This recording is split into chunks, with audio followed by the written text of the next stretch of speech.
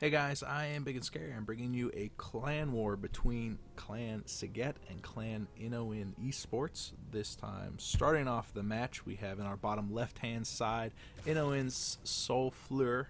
I'm going to go soulFLURE or just Soul, just to ease along the transition into this replay. He is our high masters level player on the EU server, top 7, I believe, and he is from in esports, and he's playing our Zerg. He's our yellow Zerg. In the top right hand corner from Clan Sgeht, we have Cella.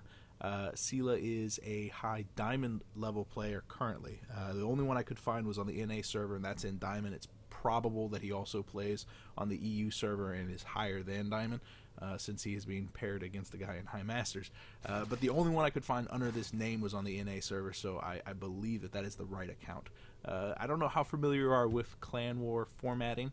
It primarily depends upon the clans and what they're most comfortable with. Primarily, you have 7 matches. This is going to be a best of 7, and then those 7 matches are based on maps, and you get to choose what player is on those maps, and that's rather hingent upon who can actually show up to the matches. So we're going to see a lot of players make a repeat. It's not going to be one of those all-kill formats where if you win a match, you go on to the next one. At least I don't believe so. I believe I'm also casting this in the proper order, and so if I am out of order, I apologize for that. I am casting them in the order that I was received. So beyond that, we're going to have an absolutely fantastic time. We have a hatchery, a spawning pool first coming out of Cella, and a hatch first coming out of soulFLURE. We are on Star Station, which is a very large map. This is a very risky build no matter what map you're on, but the fact that you're on a larger map means it's a little less risky. And the fact that we have a spawning pool first coming out of Cella means that he's going to be in a very nice position to actually cause some aggression to soulFLURE and kind of punish him for the hubris of getting that out very early. We also have an earlier extractor, so soulFLURE is also going to be getting some gas, which means he's going to be sacrificing 3 drones income into that extractor. Not going to have as many minerals to produce Zerglings once the spawning pool is finished off, and so if there is going to be aggression coming out of Cella, then that's exactly perfect for him. He's in an absolutely fantastic position right now to punish this. The Overlord is going to be making his motions into the hatchery, but not until that hatchery actually finishes. We don't see a drone scout coming out of Cella, so he's probably not going to be aware that this hatch first was a thing until the hatchery's already finished, as is the spawning pool. We can see the gas income is really high. I mean, he's almost at 100, so he's going to start on that speed immediately, and for such a large map, that's really going to be in the benefit of soulFLURE for him to get out that speed very early. It looks like he survived this. There's no super early rush. If this was like a 10 pool, he would have just straight up lost. But the fact that he went pool first and then into a hatch means that soulFLURE is actually going to be a little bit ahead economically speaking, since that hatchery did finish a short time ago. He started up with those 2 queens. We can see a 3rd queen on the way because Cella has his 1st queen done. Going to start with those larva injects and then move along to the creep spread. So overall, despite the discrepancies in the early build orders, it looks like both players are going to be pretty much even as we move into out of the super early aggressive stage. I don't know if you remember Wings of Liberty. Of course you remember Wings of Liberty. But I don't know if you remember the super aggression that kind of defined Zerg versus Zerg, where you got Banelings and Zerglings, and that's it. That's all you ever made. And now we've kind of moved away with that because of the buffs and nerfs to the Mutalisks, and then the Roaches have kind of come back into vogue. We do have a Baneling nest coming out of soulFLURE, and that is going to be finishing in just a couple of seconds, right along the same time that the metabolic boost is finishing. So these 4 Zerglings are going to be moving off, kind of poking at the front door. But we have an Evo chamber coming down and a spine crawler. If he had another Evo chamber right here and then maybe a queen right next, or a Roach Warren, that can be a pretty tight wall off, making it very difficult for soulFLURE to actually get his Zerglings into that base and actually do some economic damage, which is probably what he's hoping for with those Banelings being morphed up just on the low ground, right outside that natural.